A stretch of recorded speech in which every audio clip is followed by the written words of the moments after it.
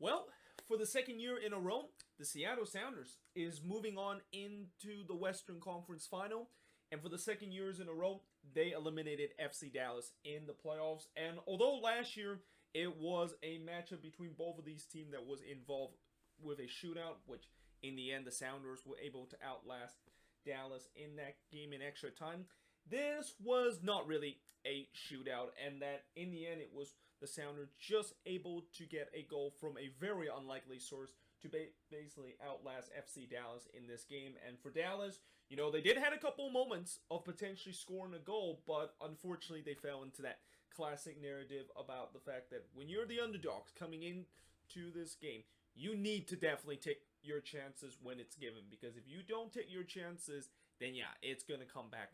to haunt you. Now, in the first half, as expected, the Sounders, they had all the possession in the first 10 minutes of the game, and Dallas was really looking to sit back and be pragmatic. And in fact, I really think the first half was kind of similar to that Dallas versus Portland game where,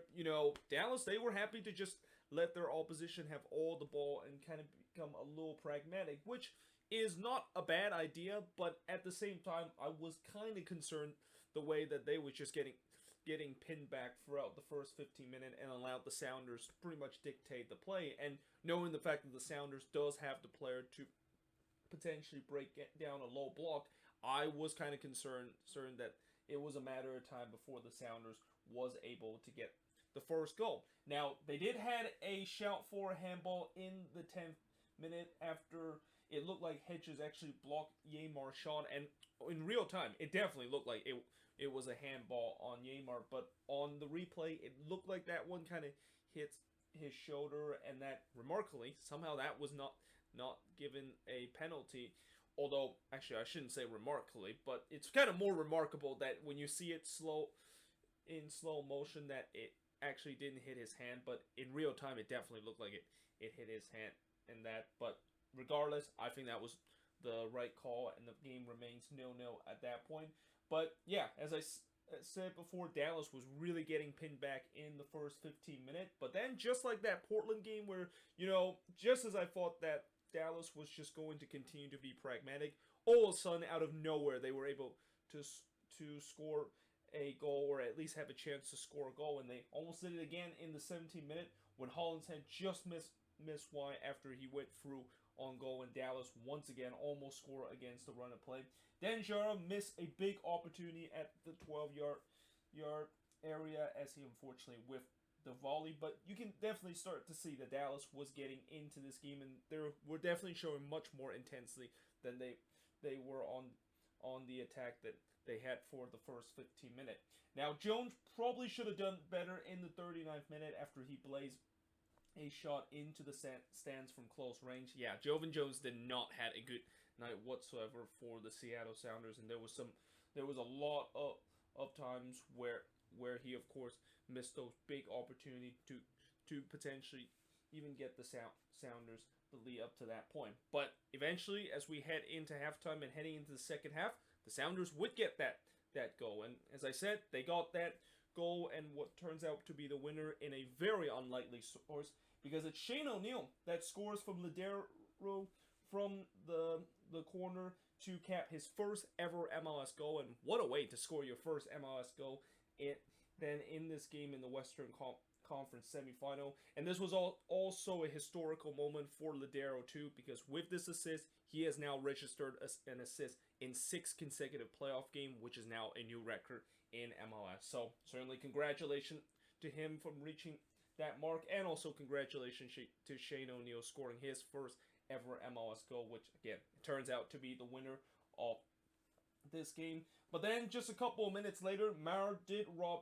Jones as Seattle was hungry for a second, and after that I thought Dallas started to realize that they need to eventually start to open themselves a little bit so that they can potentially get a goal, which it makes sense because when you're down 1-0, you really need to start thinking about opening yourself up and trying to get the equalizer. But at the same time, I was also concerned that they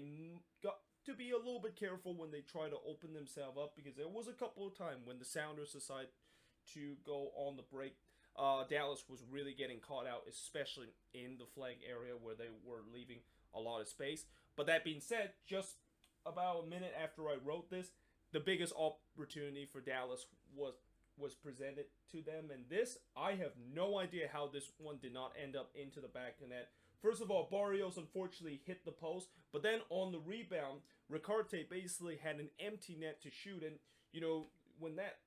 usually happen, it basically means that he probably is going to put it into the back of the net, and I think he probably thought that he have scored the equalizer up until that point, but Yamar with some heroic defending to clear that shot and block that one off the line to keep this one at 1-0. And gotta say, that was again the biggest opportunity for Dallas to potentially get the equalizer, and probably the most unluckiest moment for Dallas, because if it wasn't for the post and some heroic defending from Yamar, this game would have been tied at 1-1, and we probably could have gone to extra time in this game, knowing how things was going to go. Now, despite that, Dallas was continuing to try to push for the equalizer, but then in the 74th minute, Dallas fans were definitely holding their breath, because Tanner Brisson made a very bad tackle on the Darrow near the sideline, and that Brisson was already on a yellow card, but fortunately he was not going to get his second yellow, because prior to that play, Thiago Santos also made a foul, and the referee elected to book Santos a yellow card rather than after, when Brisson also made a reckless challenge. And there was no doubt that when you look on the replay, especially the slow motion replay, that is definitely worthy of a yellow card. But I guess because of the fact that Santos also had a foul that was worthy a yellow card, and also knowing the fact that this is the playoffs and referee do not like to hand out red card that could really change the way the gameplay. I guess that is probably the reason why Brisson got away with it, because if this was in the regular season, I think Brisson probably wouldn't be that lucky, and that Dallas would be down the 10 men for the remaining of the game. But for the remaining of the last 15 minutes of this game, Luchi Gonzalez was pretty much bringing all his attackers off the bench and subbing off all his defender, hoping that they can potentially get that equalizer. But unlike last time when they were playing the Timbers, where they did get that equalizer in the 93rd minute, no luck this time, as the Sounders was able to survive in the end, and they were able to walk away with a 1-0 victory to move on to the Western Conference Final for the second year in a row. Shots in this game, 14 shots compared to 10 that Dallas had, 2 shots on goal compared to none that Dallas had. Yeah, that was definitely kind of a number that surprised me a little bit, because I thought Dallas, they had some very decent chances in this game, but yet in the end, turns out that Stephen Fry didn't even make a save in this game, because of the fact that Dallas didn't even put a shot on goal throughout this one. 8 shots off target per the 4 that Dallas had, 4 shots that was blocked per the 6 that Dallas had, and possession-wise, 52% possession compared to 48% possession. And for the Sounders, they now will have to await on Thursday and see whether or not if they're going to be hosting the Western Conference Final this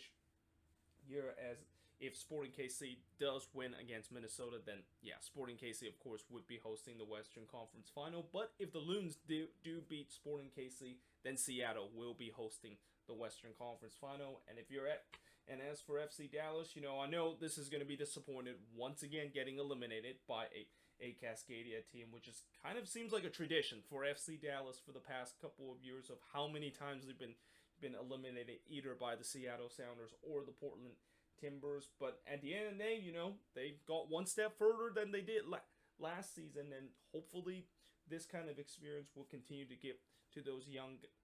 guys that are still